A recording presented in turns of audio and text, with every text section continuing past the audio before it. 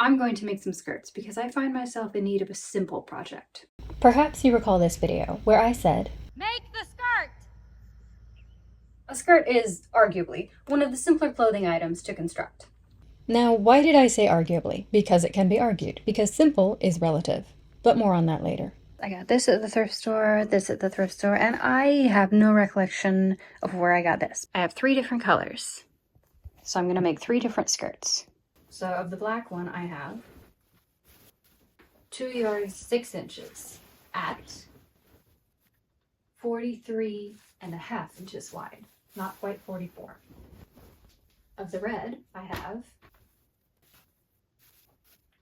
2 yards 11.5 inches at 43 inches wide. And the blue is really more. Considerably more. I'm just gonna go with, I have over 3 yards of it, so at about 43 inches wide as well. I'm gonna start with the black because I want to, and also because that's the thread that's on my machine. Usually, I like my skirts to hit just past the knee, and then with enough for a hem, that's about how long it would be. Problem, that only gives me just this width right here, like maybe 2 inches for a waistband. Ideally, I need about 5 inches for a waistband. I think I can make that work. All right. That's what we're gonna do. We're gonna make it work. Okay, it will be a very small hem, but we can do that. The only sadness is there won't be enough for pockets. However, I should just be able to use some scrap fabric as long as I can find a black that is really similar to this, then we should be good. So like I can't use this one because that almost looks blue next to it. It's more of a charcoal gray. I also have this. That's really close. I should be able to use this to add pockets and also help me out with the hem. I don't have quite enough fabric to make it long enough for my liking. I thought I would be fine with it, but I think I want to make it a little bit longer if possible. So in order to do that, I just have to sacrifice some of the waistband. So when I made this blue skirt, I didn't have enough fabric for the waistband, so instead of cutting it out on a fold here and folding it over, which is what I normally do, I just went ahead and sewed it to some white fabric. So where the fold would be, I just did a seam and stitched it together and then folded it on that seam. So I'm going to do the same thing on the black skirt. Yes, using a larger piece of fabric would make this easier, but I don't have a larger piece, and I don't like to allow such things to stop me.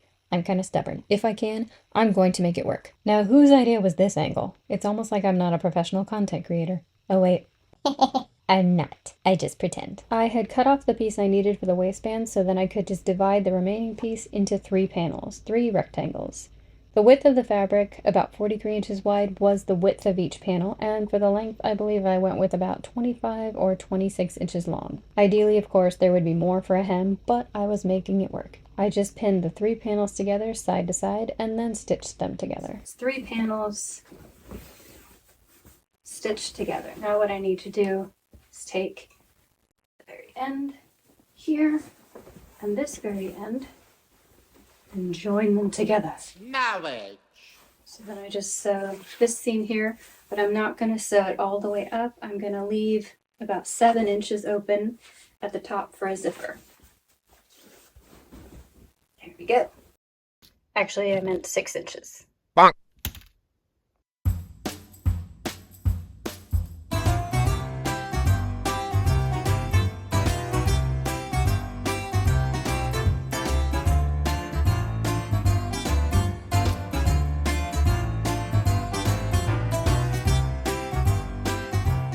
Now what I have is a very big tube. Ta-da! Yeah. So now I just have to gather all along the top edge 2 rows of a big stitch, and then I can pull it up to fit. It's just very important that I note which is the top and which is the bottom, because that top is different. It has that one. Yeah, there we go. Here's the top. So this is the edge I'm gathering. Because of that little 6-inch basted section. That must be the top. So mark it with chalk. 2 rows of a big stitch all along the top edge. And now to address something that I completely forgot about. I mentioned them and then promptly forgot about them. Pockets. I stitched up the side seams and completely forgot to add pockets. Yeah. So I'm going to go ahead and do that. But before I do that, I do have to do something else that I completely forgot about, which was go grocery shopping. I have to go grocery shopping. I don't enjoy grocery shopping. I don't enjoy leaving the house. So best get it over with. All right. Well, that took way longer than expected. It's actually a different day. Same outfit, different day. Because why mess with something that works? I went grocery shopping, came back, and then I got distracted. For a few days.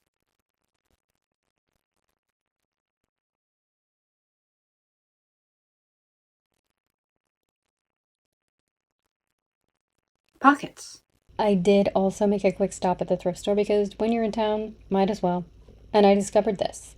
I don't know that I've ever seen a Barbie with dark hair and brown eyes, but seeing this made me wonder if I should do a video where I make an outfit for myself and a matching one for this Barbie, so that there could be a Barbie of me. I mean, technically my eyes aren't brown, but close enough. But I didn't know if that was a good idea, so I didn't buy it. You've got to be sure if you're going to spend $2. So I put it to an Instagram vote, and the votes were mostly in favor of this endeavor. However, I realized that I didn't actually want to do that, so I didn't. Although there was a small part of me that wanted to do it because someone voted no. If someone tells me no, it really makes me want to do it. For the pockets, I cut out rectangles measuring 12 inches by 7 inches, 4 of them. And then I proceeded to undo the side seams enough to insert pockets. Then it was time for the waistband, and at that point I realized all of the grease stains that were on my favorite pair of overalls. I'm not sure how that happened. There are times when it's helpful to cut a waistband into sections instead of one long continuous piece. This, however, was not one of those times, but I did cut it into sections when I would have been fine to cut it in one long continuous piece. And here we come to the irony of this video. My plan was to make something simple while sharing my thoughts on the word simple and the fact that simple things are not always simple. When I say the word, I mean that it is simple in theory, simple to me, to my brain, right now in this moment. I did not realize at the start of filming that in that moment I was not in a good place. But that realization finally came to me when I had immense difficulty making a simple skirt. I have made many gathered skirts. This year alone I think I've made about 5, and I'm not sure how many I've made prior to that, but a lot. Making gathered skirts is a favorite for me because I can usually zone out and put it together with very little thought. So why is a thing simple to me sometimes, but not others? It's because it's not so much the action as what is going on in and around me. Please don't ever let anyone convince you that something should be easy, and that if you can't do it, well then you're stupid. Everyone has different strengths and weaknesses, but also, those strengths and weaknesses will not always stay the same from day to day. Sometimes your brain and body are working so hard to keep you alive they push aside what is deemed unnecessary just to keep you surviving. Whether it is something you have done for years that you feel should be so easy for you, or you are learning how to do certain things at a new job and your new coworkers are telling you it's super easy, but it's not making sense to you, you are not stupid. Sometimes your system is doing so much to keep you alive that it has to sort of shut other parts down. It's incredibly frustrating to me when this happens, but I am slowly beginning to realize how to tell when it is happening and how to not yell at myself and not allow other people to yell at me. I'm not stupid. I have a good brain. It simply sometimes has too many browser windows open and has to shut down the unnecessary ones. I did eventually get the black skirt put together and I am content with how it turned out, but I decided to not show you too much of the process because that way lies confusion. However, the skirt hem went rather smooth, so I will share with you how I manage a teeny tiny hem that I don't want to be teeny tiny. Now, in case you are thinking, hang on a sec, why can't a hem be teeny tiny? Well, it can, and sometimes just a tiny turn under like this is excellent, but for this skirt, I want the hem to be weighed down a bit so it's not floaty. It needs to have a bit more substance. But since I don't have the length for the hem, I'm going to add some length. I measured the circumference of the hem, and while I could use bias tape for this, I elected to use fabric as I have just enough left of that same scrap piece that I used for the pockets. I cut out some strips about 2 inches wide, and the length of the strips combined would equal the circumference of the hem, plus seam allowances because all the strips would need to be sewn together. Then I would attach it just like I did for this green skirt. This is a great example because I didn't have fabric that was even close to the same color, so you can see it really well on the inside. After pressing the seams, I pin it all along the hem and stitch it, taking up only a tiny seam allowance. And now for a thing of beauty called an understitch. That tiny seam allowance gets pushed toward the new piece, not toward the skirt. For an understitch, always push the seam allowance toward the fabric that you don't want seen on the outside of the garment. You can stitch it on the wrong side if you like, where you can see the seam, but I do prefer to stitch it on the right side so I can be sure the seam stays pressed flat. Now to finish it up ever so neatly, I turn the edge under a tiny bit and press it, and then fold right along that seam and press. Pin it to hold it into place, and then stitch it into place. And it's a lovely, semi-chunky hem. If you really want it crispy and shaped, you can add some horsehair braid. I finish it with a clasp on the waistband right above the zipper, and the black skirt is complete. On to the blue skirt. It's essentially the same, except there was more fabric to work with, and I had more clarity of mind during this time. I got ready to cut out 3 sections once again, but first, real quick, I remeasured my waist and the lengths. Yep, I had just taken those measurements for the black skirt, but I needed to take them again. I said I had more clarity of mind, not that my short-term memory loss had magically been cured. Unfortunately. I cut out those 3 sections the same as I had with the black skirt, except with enough fabric for a substantial hem. For a waistband, I went with a long, continuous piece. The length was the measurement of my waist, plus about 1.5 inches for an overlap, and also seam allowances. And it was 4.5 inches tall because that would be folded in half, and a seam allowance would be taken up, ultimately giving me a 1 3/4 inch tall waistband. The pockets were just the same as before, and those were all of the pieces for the skirt. 3 big panels, a waistband, and pockets. Oh, and 2 little strips of about 10 inches long to stabilize the center back seam for the zipper. You can definitely use fusible interfacing here, but I prefer to use fabric if I can. Speaking of the center back seam, first I had to split one section into 2 pieces in order to have a center back seam. I'll explain why later, but it has to do with pockets. Now to attach the stabilizing strips. I just stitch them along the edges where the zipper will go, and then I can sew both of the back pieces together up to the point where the zipper will end. Now some more splitting had to occur. Well, it didn't have to, but I had a willingness to go the extra step to make the pockets be directly at the sides instead of nearer the front, as in the black skirt. So I had to split 2 more sections down the middle, and then I would eventually sew them back together, leaving a space for pockets. But first, I take the front panel and attach a split panel at each of the front panel sides, and then I have one really long piece that looks not unlike a presentation board for a school project. Except this one does not stand on its own, and you have to join it together with another presentation board type piece. And you form that by taking the back, complete with the opening awaiting a zipper, and attach the other 2 split pieces to each side of the back. And then you can join those trifold type pieces to each other at the sides, leaving a space open near the top of each side for pockets. This is just one method of making pockets. I personally prefer this method, but there are several other ones to try if you find you don't particularly prefer this one. Alright, so here's the side seam. And what I'm going to do is sew from here to here, stop and backstitch, and then I'm going to leave this 6-inch section, wow, that is hard to say, open. From here to here is open, and then I start again here, and then sew all the way down to here on both sides, because the pocket is also going to get sewn from here to here and here to here, with this section open. So it's going to fit right here. That's for the hand to go through.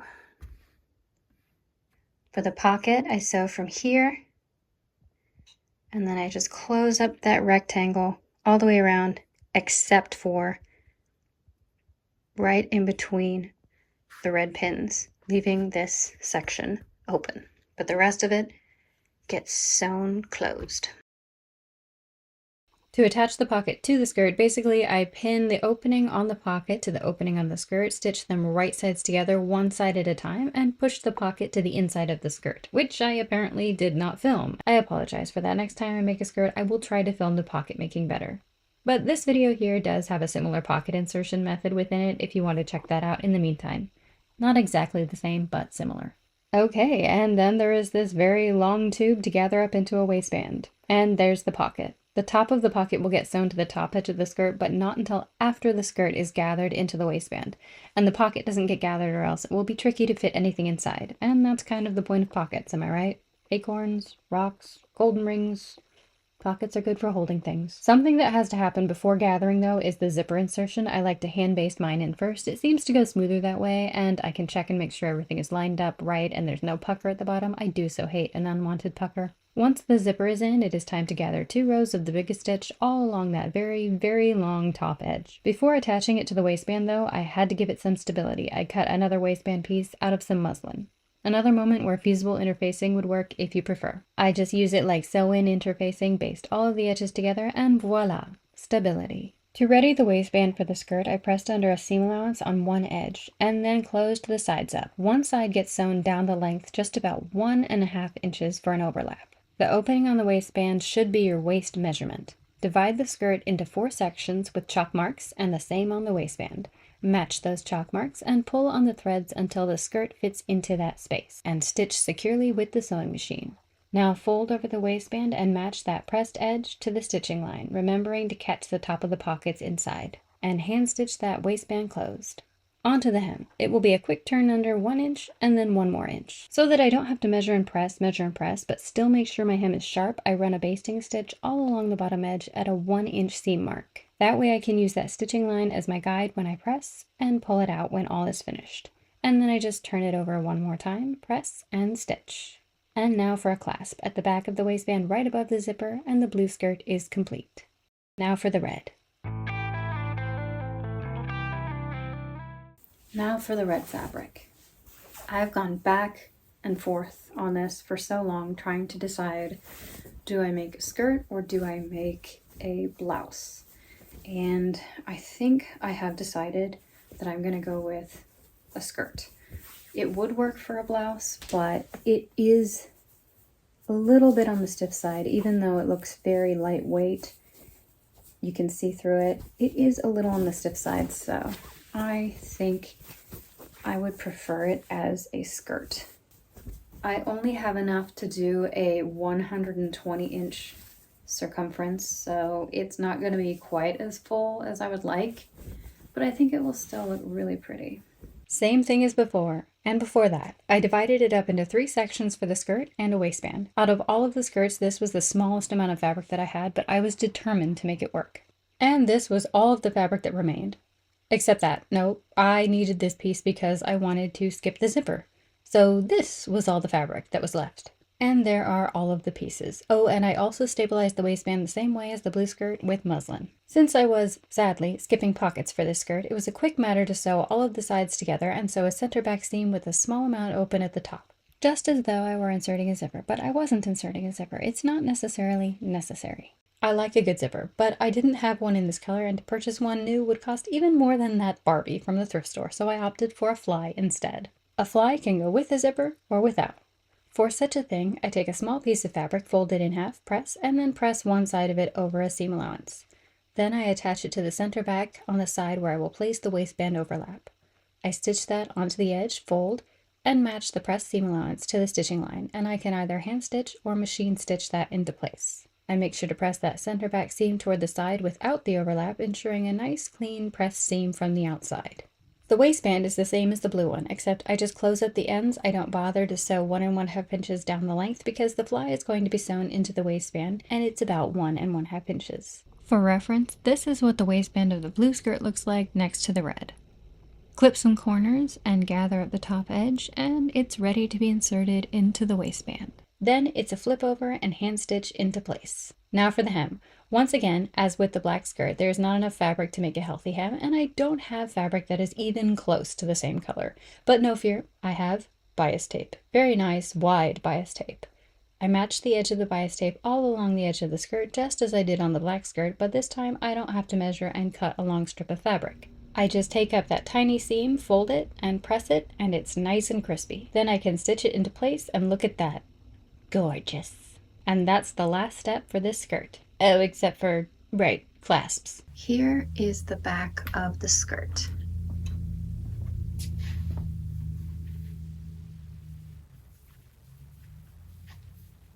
It just overlaps like this.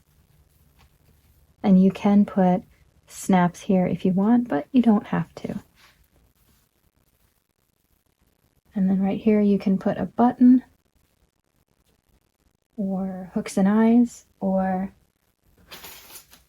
a clasp, which is what I prefer. So I'm just going to sew a clasp onto here, and it will be finished. I did a few things different on each skirt in order to make them work, but those are not the limit to the methods you can use. There are so many different things you can do. These are just a few. Make it work.